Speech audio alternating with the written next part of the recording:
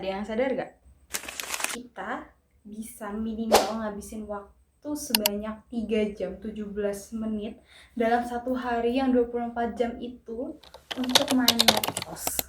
Aku yakin banget kalian pasti akan main medsos lebih dari itu. Kayak nggak mungkin kita cuma scroll TikTok, scroll Instagram cuma dalam waktu 3 jam 17 menit. Dan tanpa kita sadari, dengan waktu yang sepanjang itu, kita tuh udah terpapar oleh satu hal, yaitu standar medsos.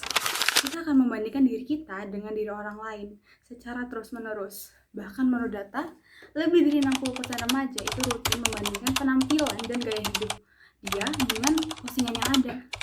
Ya simpelnya kayak sekarang, jilbab yang aku gunakan, makeup yang aku gunakan, baju yang aku gunakan. Ya mungkin kita bisa bilang kita terinspirasi, tapi gimana kalau ternyata tuh hasil dari perbandingan kita dengan orang lain? Ini yang akan memicu hal baru, yaitu insekuritas dan body desensitization. Ya sekarang masalahnya bukan cuma masalah psikologis, tapi ini adalah krisis eksistensial digital. Oke, jadi ada nih filosof eksistensial kita yang bernama Sartre ini mengatakan keberadaan kita itu ada duluan, baru esensi kita itu dibuat belakangan. Nah, maksudnya itu kita lahir dengan keadaan kosong, yang berarti kita nggak punya makna bawaan. Jadi tugas kita di sini itu menciptakan makna diri kita sendiri lewat pilihan-pilihan kita. Masalahnya, media sosial ini membalikan logika itu. Kita dipaksa menyesuaikan diri dengan esensi palsu. Gimana sih maksudnya? Nah, yaitu dengan standar ideal yang sudah disediakan oleh platform. Kita tuh tidak menjadi diri sendiri karena adanya esensi tersebut. Kepura-puraan atau bad faith. Nah, ketika kita memilih menyangkal kebebasan kita dan membiarkan diri kita didefinisikan oleh standar digital itu, yang berarti kita sedang hidup di dalam kepura-puraan atau ketidakaslian itu loh. Jujur serem karena berarti kita pura-pura menjadi orang lain. Kita gak jadi diri sendiri karena standar digital itu. Selfie diedit, foto makanan mahal karena gengsi, itu mencitrakan diri yang difilter atau mengejar tren viral dengan wujud kepura-puraan. Dan itu, Sartre juga ada bilang nih soal masalah pandangan orang lain ke kita. Maksudnya apa sih? Jadi maksudnya itu dari medsos ini memperbesar pandangan dan penilaian orang lain terhadap kita secara masif. Kenapa sih medsos ini dapat memperbesar pandangan dan penilaian orang lain terhadap kita?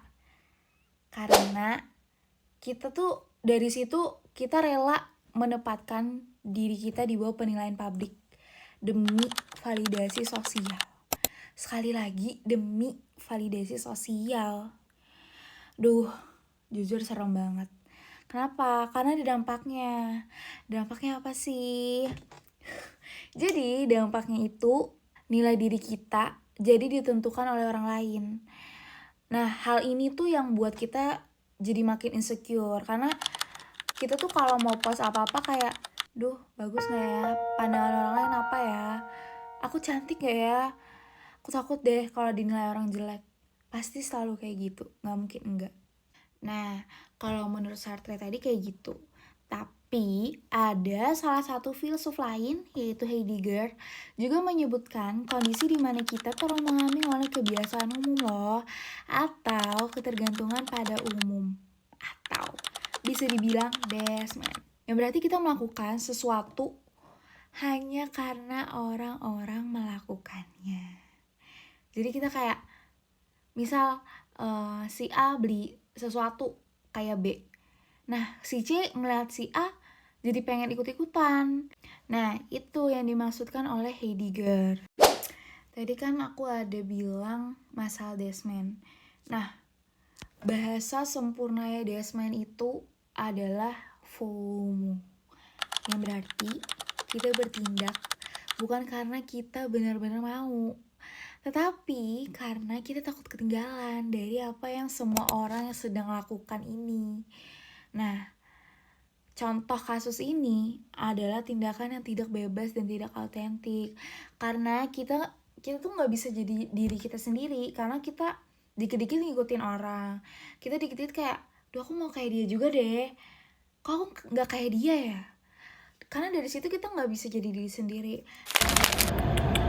Kamu pernah gak cuma naruh HP sebentar tapi takut ketinggalan sesuatu yang sebelumnya mau nugas, mau nonton film, pada akhirnya scroll handphone lagi.